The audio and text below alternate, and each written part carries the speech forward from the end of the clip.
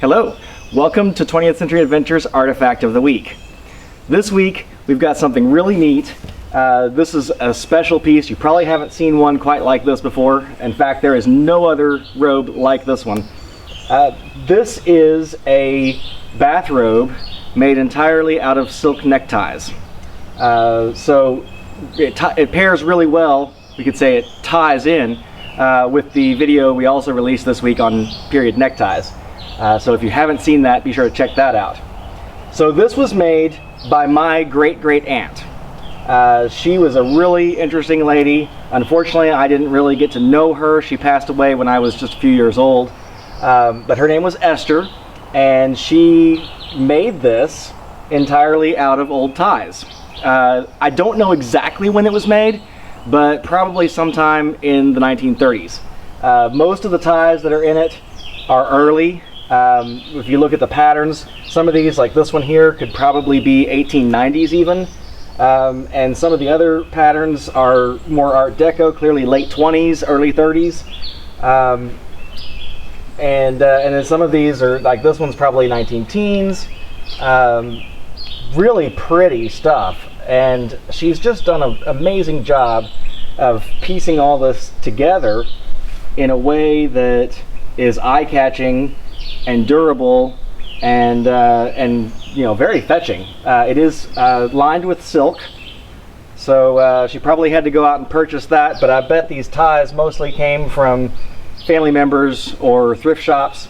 Remember that this pattern, this style of creation, common in quilts, is called a crazy quilt, and this is kind of the same idea. So in that Depression era period, it was popular to recycle, or we would now call it upcycling, to take old items and make them into something new. And you'll see a lot of quilts from the period that are different pieces of wool, different pieces of denim even. I've seen quilts made of old jeans. And instead of cutting it out to make a pattern, which is the way that quilts have always been done prior to that period, in the 30s, they were trying to make the most out of everything, and so if you had anything left over, you would cut it to the maximum usability and piece it together. And so you see these really strange geometric shapes on quilts of that period, and fabrics that wouldn't normally end up in a quilt. And this is the same idea, except she's taking it to a whole new level. This is all silk. Every tie in it is silk, and then the way that she's arranged it, in some cases she's used the shape of the tie. For example, with the birds and the butterflies, she wanted to show off that beautiful pattern, so they take precedence right in the front where they're most visible, and it's the whole shape of the tie that she's used.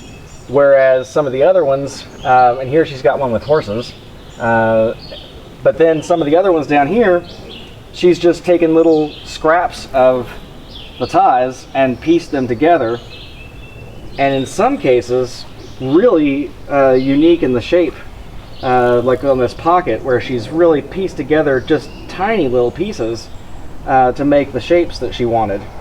And so this is by far, I think, one of the coolest family heirloom artifacts I have from the early 20th century.